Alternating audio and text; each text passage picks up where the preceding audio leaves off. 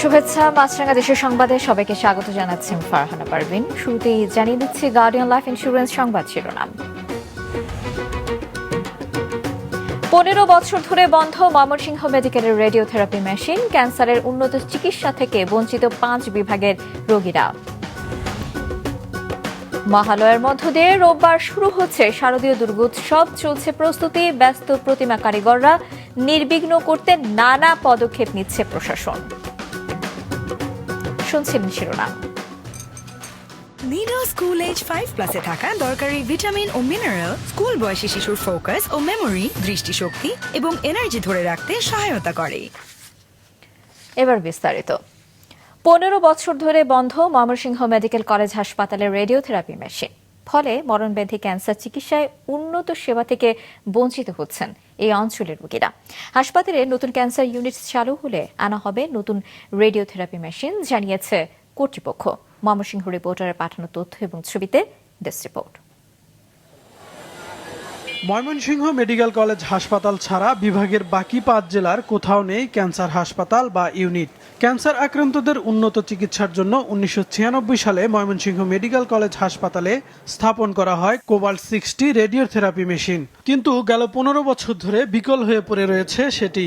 এতে ক্যান্সারের অন্যান্য চিকিৎসা মিললেও রেডিওথেরাপি নিতে পারছেন না আক্রান্তরা।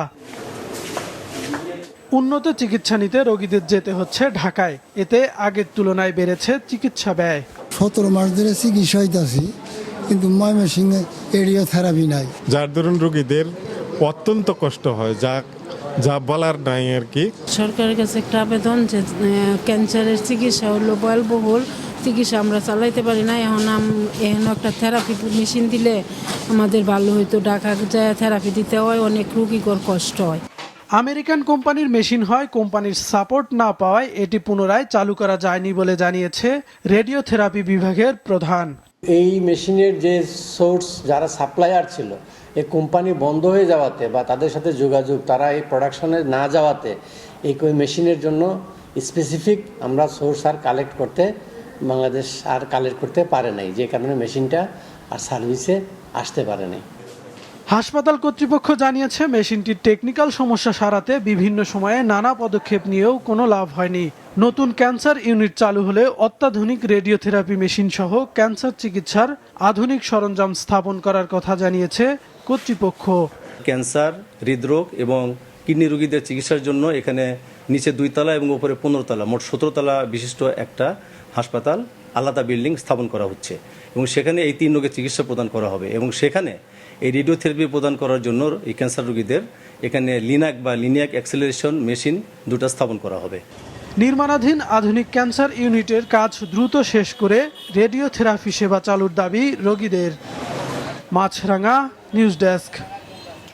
মহালয়ার মধ্য দিয়ে রোববার শুরু হচ্ছে শারদীয় দুর্গোৎসব। দেশের বিভিন্ন এলাকার মতো ব্রাহ্মণবাড়িয়া এবং কক্সবাজারেও ব্যস্ত সময় পার করছেন প্রতিমা শিল্পীরা। দুর্গোৎসব নির্বিঘ্ন করতে নানা পদক্ষেপ নিয়েছে স্থানীয় প্রশাসন। জেলা রিপোর্টারদের পাঠানো তথ্য এবং ছবিতে ডেস্ক রিপোর্ট। মহালয়ার মধ্য দিয়ে রোববার শুরু হচ্ছে হিন্দু সম্প্রদায়ের অন্যতম ধর্মীয় উৎসব দুর্গাপূজা। পূজাকে সামনে রেখে ব্রাহ্মণবাড়িয়ায় শতাধিক প্রতিমা শিল্পী এখন ব্যস্ত সময় পার করছেন। মাটির কাজ শেষ করে প্রতিমাকে রং তুলিতে রঙিন করে তুলছেন প্রতিমা শিল্পীরা। তবে প্রতিমা তৈরির বিভিন্ন অনুষঙ্গের দাম বেড়ে যাওয়ায় হিমশিম খেতে হয়েছে তাদের।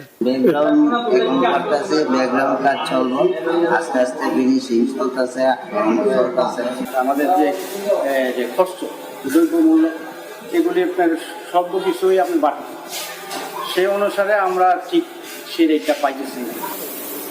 এবার ব্রাহ্মণবাড়িয়াতে 576টি মন্দিরে দেবী দুর্গার আরাধনা করা হবে। পূজার যাবতীয় প্রস্তুতি শেষ করেছে পূজা উদযাপন পরিষদ। প্রস্তুতি সুন্দরভাবে আমরা করেছি এবং কোনো ধরনের অপ্রীতিকর ঘটনা যেন না হয়, আমরা সবাইকে নিয়ে, আমরা যে একটা বাংলাদেশে যে আমরা যে সম্প্রীতি নিয়ে যে আমরা যে বসবাস করতেছি এবং 5ই আগস্ট বলেন, এরপর থেকে আমাদের ভিতরে যে সম্প্রীতি মেলবন্ধন আছে। আমাদের ব্রাহ্মণবাড়িয়াতে এই পর্যন্ত কোনো ধরনের বিশৃঙ্খলা এবং দুষ্কৃতিকারীরা কোথাও কোনো ধরনের বিশৃঙ্খলা সৃষ্টি করার জন্য করে নাই। এদিকে কক্সবাজারে 320টি মণ্ডপে শারদীয় দুর্গোৎসবের উদযাপনের প্রস্তুতি চলছে। উৎসবকে বর্ণাঢ্য করতে চলছে নানা প্রস্তুতি। যেহেতু এটা বিশ্বের দ্বিতীয়তম দীর্ঘতম সমুদ্র সৈকত, এখানে আমরা আশা করছি 2 লক্ষের অধিক পর্যটক হ্যাঁ পুণ্যার্থী মানে জমায়েত হবে। আমাদের অনেক প্রস্তুতি, আমাদের গানের অনুষ্ঠান হবে, ওখানে সবাইকে সংবর্ধনা দিতে হবে এবং সব বিভিন্ন ঢাকার থেকে অনেক অতিথিরা আসে, 1-2 লাখের মতো লোক প্রতি বছরে হয়। এবছর হয়তো যেহেতু 4 দিন বন্ধ হয়েছে, তাহলে আরো বেশি লোক হওয়ার সম্ভাবনা আছে। দুর্গা উৎসব শান্তিপূর্ণভাবে উদযাপনের লক্ষ্যে বিশেষ নিরাপত্তা ব্যবস্থা নিয়েছে আইন শৃঙ্খলা বাহিনী। কোনো ধরনের সাম্প্রদায়িকতাকে কেন্দ্র করে কেউ কোনো ধরনের বিশৃঙ্খল পরিবেশ সৃষ্টি না করতে পারে আমরা গোয়েন্দা নজরদারি বেশ আগে থেকেই শুরু করেছি। আমাদের কাছে তথ্য আছে, আমরা তথ্য পর্যালোচনা করছি। এর বাইরেও হচ্ছে আমাদের 12টি টহল পরিচালনা করবে, এছাড়া সাদা পোশাকেও আমাদের লোক থাকবে। 28 সেপ্টেম্বর ষষ্ঠী পূজার মধ্য দিয়ে শুরু হয়ে 1 অক্টোবর বিজয়া দশমীতে শেষ হবে দেবী দুর্গার আরাধনা। এবার হাতিতে চড়ে ধরণীতে আসবেন দেবী দুর্গা এবং দোলায় চড়ে ফিরে যাবেন কৈলাসে। সাদেকুর রহমান সিদ্দিকী, মাছরাঙা, নিউজ ডেস্ক। কক্সবাজার টেকনাফে গহীন পাহাড়ের আস্তানায় অভিযান চালিয়ে নারী এবং শিশুসহ 66 জনকে উদ্ধার করেছে যৌথ বাহিনী। গতকাল রাতে উপজেলার বাহারছড়া ইউনিয়নের কচ্ছপিয়া সংলগ্ন পাহাড়ি এলাকায় অভিযান চালানো হয়। কোস্টগার্ড সদর দপ্তরের গণমাধ্যম কর্মকর্তা লেফটেন্যান্ট কমান্ডার সিয়ামুল হক জানিয়েছেন, উদ্ধারকৃতদের মধ্যে 23 জন নারী, 22 জন পুরুষ এবং 21 জন শিশু রয়েছে।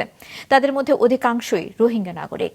তিনি আরও জানান, গোপন আস্তানায় কিছু সংখ্যক লোকজনকে সাগরপথে মালয়েশিয়া পাচারের জন্য জড়ো করার খবর পায় আইনশৃঙ্খলা বাহিনী। পরে কোস্টগার্ড এবং নৌবাহিনীর যৌথ দল সেখানে অভিযান চালায়।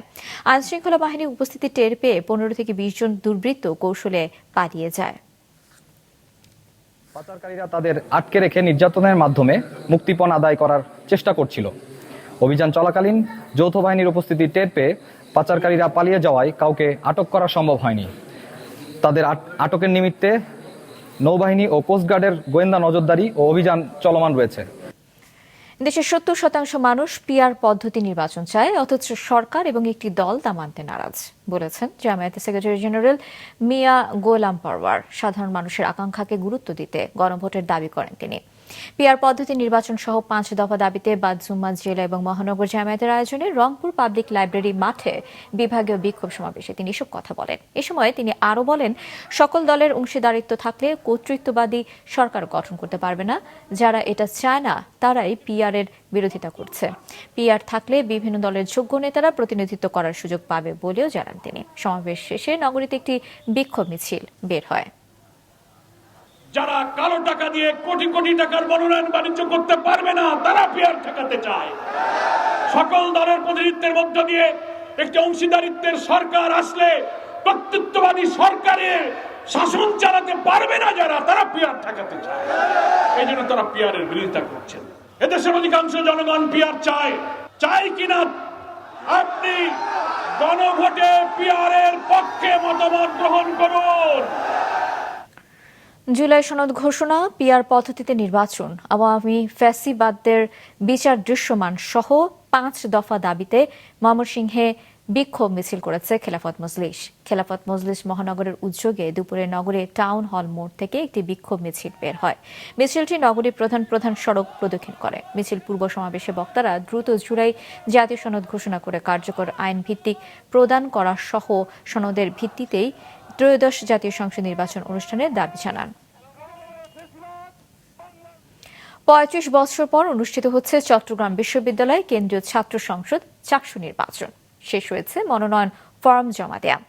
ছাত্রদল, ছাত্র শিবির সহ বিভিন্ন ছাত্র সংগঠনের 10টি প্যানেল ঘোষণা করা হয়েছে। বিস্তারিত জানাচ্ছেন মোসনাদ শিহাব, ক্যামেরায় ছিলেন সঞ্জীব দেবাবু। আগামী 12 অক্টোবর চট্টগ্রাম বিশ্ববিদ্যালয় কেন্দ্রীয় ছাত্র সংসদ চাকসু এবং হল সংসদ নির্বাচনকে সামনে রেখে বিভিন্ন ছাত্র সংগঠন 10টি প্যানেল ঘোষণা করেছে। এর মধ্যে মনোনয়ন জমার শেষ দিন গতকালই 8টি প্যানেল ঘোষণা করা হয়। ডাকসু ও জাকসু নির্বাচনে ভরাডুবির পর চাকসু নির্বাচন নিয়ে শঙ্কায় রয়েছে ছাত্রদল। তবে পক্ষপাতিত্ব বা দলীয়করণের কোনো সম্ভাবনা থাকলে অন্য কিছু ভাববে তারা, জানিয়েছেন ছাত্রদলের কেন্দ্রীয় সাধারণ সম্পাদক। নির্বাচন প্রক্রিয়ার মধ্যে যদি আমরা এঙ্গেজ হয়েছি এই প্রক্রিয়ার মধ্যে থাকার পরে যখন আমরা দেখব যে এই প্রশাসন যদি নিরপেক্ষভাবে কাজ না করে, শিক্ষার্থীরা যখনই মনে করবে যে এই প্রশাসন নিরপেক্ষভাবে কাজ করছে না, তখন আমরা আসলে অন্য সিদ্ধান্ত নিতে বাধ্য হব। চাকসুতে দলটির ভিপি প্রার্থী সাজ্জাদ হোসেন হৃদয় জানান, জয়ী হতে পারলে ছাত্রদের সমস্যার দীর্ঘস্থায়ী সমাধানের চেষ্টা করবে তারা। দীর্ঘদিন ধরে আমাদের শিক্ষার্থীরা আপনার ডাবল লাইন চালুর আন্দোলন করে আসছে, কিন্তু আমরা কোনো প্রতিকার পাইনি এবং আমাদের বগি সংকট কিন্তু তীব্র। আর সেই বগি সংকটকে কাজে লাগিয়ে আমরা দেখেছি অতীতে নিষিদ্ধ ছাত্রলীগ বা আপনার বগিভিত্তিক রাজনীতি করেছে। তো আমরা ডাবল লাইন এবং বগি বাড়ানোর জন্য আমরা পদক্ষেপ নিব। এদিকে সম্প্রীতির শিক্ষার্থী জোট নাম নিয়ে নির্বাচন করছে ছাত্র শিবির। নির্বাচনে প্রশাসন নিরপেক্ষ ভূমিকা রাখবে আশা চট্টগ্রাম বিশ্ববিদ্যালয় শিবিরের সভাপতির। তাদের সঙ্গে সব ধর্ম বর্ণের সবাই রয়েছে, দাবি ভিপি প্রার্থী ইব্রাহিম হোসেন রনির। যে আমাদের শিক্ষকরা আমাদের কোনো রাজনৈতিক চিন্তাধারার বাইরে গিয়ে শুধুমাত্র বিশ্ববিদ্যালয় শিক্ষার্থী হিসেবে মনে করবে এবং তারা বিশ্ববিদ্যালয় শিক্ষার্থীদের যে অধিকারটা সেই অধিকারটা ফিরিয়ে দিতে তাদের সর্বোচ্চ আন্তরিকতা প্রকাশ করবে। আমাদের নির্বাচনী ইস্তেহার, আমাদের দীর্ঘদিনের চাওয়া নিরাপদ ক্যাম্পাস, এরপরে আমাদের শতভাগ আবাসন নিশ্চিত, আমাদের স্বস্তিকর একটি যাতায়াত ব্যবস্থা প্রতিষ্ঠা করা, আমার মনে হয় আমরা অতীতের সংগ্রামের মতোই আমরা এই অধিকারগুলো আদায় করার মাধ্যমে শিক্ষার্থী ভাই বোনের দীর্ঘদিনের যে প্রাপ্তি তা পূরণ করতে পারবো ইনশাআল্লাহ। ছাত্রদল ও ছাত্র শিবিরের পাশাপাশি প্যানেল ঘোষণা করেছে বাম সংগঠনগুলো। সচেতন শিক্ষার্থী সংসদ নামে প্যানেল ঘোষণা করে ইসলামী ছাত্র আন্দোলন। এই প্যানেল থেকে ভিপি পদে নির্বাচন করবেন ফিন্যান্স বিভাগের স্নাতকোত্তরের শিক্ষার্থী আব্দুর রহমান। এছাড়া বাংলাদেশ গণতান্ত্রিক ছাত্র সংসদের কেন্দ্রীয় যুগ্ম আহ্বায়ক মাহফুজুর রহমানের নেতৃত্বে স্বতন্ত্র শিক্ষার্থী সম্মিলন নামে প্যানেল ঘোষণা করা হয়। সব মিলিয়ে নির্বাচন ঘিরে জমজমাট হয়ে উঠেছে ক্যাম্পাস। মোহসেনাত শিহাব, মাছরাঙা সংবাদ, চট্টগ্রাম। সান ফাউন্ডেশনের উদ্যোগে এবং স্কয়ার টয়লেটিস লিমিটেডের পৃষ্ঠপোষকতায় ম্যাজিক বাউলিয়ানার পঞ্চম আসরের অডিশন রাউন্ড চলছে রাজশাহীতে। অংশ নিচ্ছেন 7 শতাধিক প্রতিযোগী। জেলা শিল্পকলা একাডেমিতে সকালে শুরু হয় এই আসর। রাজশাহী থেকে স্টাফ রিপোর্টার গোলাম রাব্বানির পাঠানো তথ্য এবং চিত্রের ডেস্ক রিপোর্ট।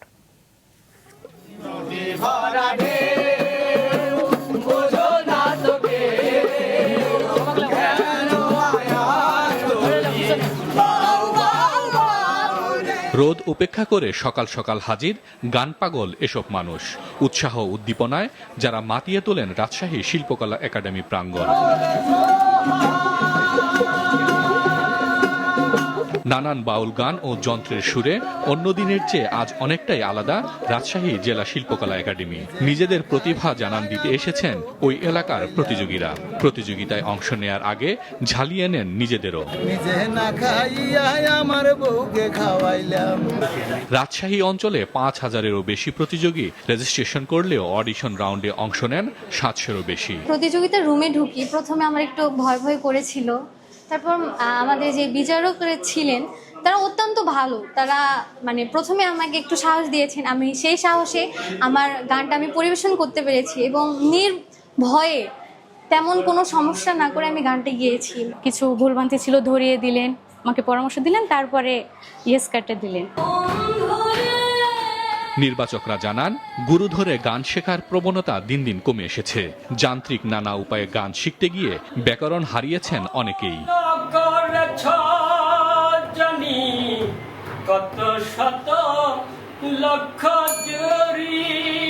খুবই ভালো লাগার বিষয়টা হচ্ছে রাজশাহীতে তুলনামূলকভাবে প্রতিযোগীর সংখ্যা অনেক বেশি, কিন্তু সব জায়গাতে আমরা দেখেছি চর্চাটা আসলেই কম। চর্চাটা কম, একদম চর্চা করছে না। ওই যে একটা অডিশন বা একটা প্রতিযোগিতা আসলো, তো ওটার মধ্যে অংশগ্রহণ করার জন্য আসা, খুব কম প্রতিযোগী আছে যারা নিয়মিত চর্চা করে। তো এই জায়গায় ঘাটতি আছে।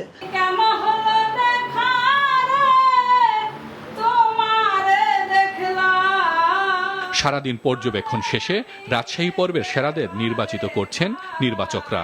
অডিশন রাউন্ড শেষে সিলেকশন রাউন্ডে বিজয়ীরা অংশ নেবেন সান ফাউন্ডেশনের উদ্যোগে ও স্কয়ার টয়লেটিস লিমিটেডের পৃষ্ঠপোষকতায় ম্যাজিক বাউলিয়ানার পঞ্চম আসরের চূড়ান্ত পর্বে। মাছরাঙা নিউজ ডেস্ক। নওগাঁর পত্নীতলা উপজেলার শীতলমাঠ সীমান্ত দিয়ে 16 জনকে বাংলাদেশ অভ্যন্তরে ঠেলে দিয়েছে ভারতীয় সীমান্তরক্ষী বাহিনী বিএসএফ। ভোরে সীমান্তের পাশ থেকে বিজিবি ওই 16 জনকে আটক করে থানায় সোপর্দ করেছে। বিজিবি জানিয়েছে, ভোরে উপজেলার শীতলমাঠ বিওপি সীমান্ত পিলারের কাছ দিয়ে বিএসএফ 16 জনকে বাংলাদেশে পুশিন করে। পরবর্তীতে বিজিবির টহল দল ঘুরকি গ্রামের পাকা সড়ক থেকে তাদেরকে আটক করে। আটককৃতরা বাংলাদেশের নাগরিক বলে বিজিবি নিশ্চিত করেছে। এদের মধ্যে 7 জন পুরুষ, 5 জন শিশু এবং 4 জন নারী। তারা সকলেই পাবনার বাসিন্দা। আটককৃতদের পত্নীতলা থানায় সোপর্দ করেছে বিজিবি। এদিকে সাতক্ষীরা সীমান্তে 8 বাংলাদেশিকে বিজিবির কাছে হস্তান্তর করেছে ভারতীয় সীমান্তরক্ষী বাহিনী বিএসএফ। গতকাল সন্ধ্যায় সাতক্ষীরার তলুইগাছা সীমান্তে পতাকা বৈঠকের মাধ্যমে ভারতের আমুদিয়া ক্যাম্পের বিএসএফ সদস্যরা তাদের হস্তান্তর করে। গতরাতে তাদেরকে সাতক্ষীরা সদর থানায় সোপর্দ করে বিজিবি।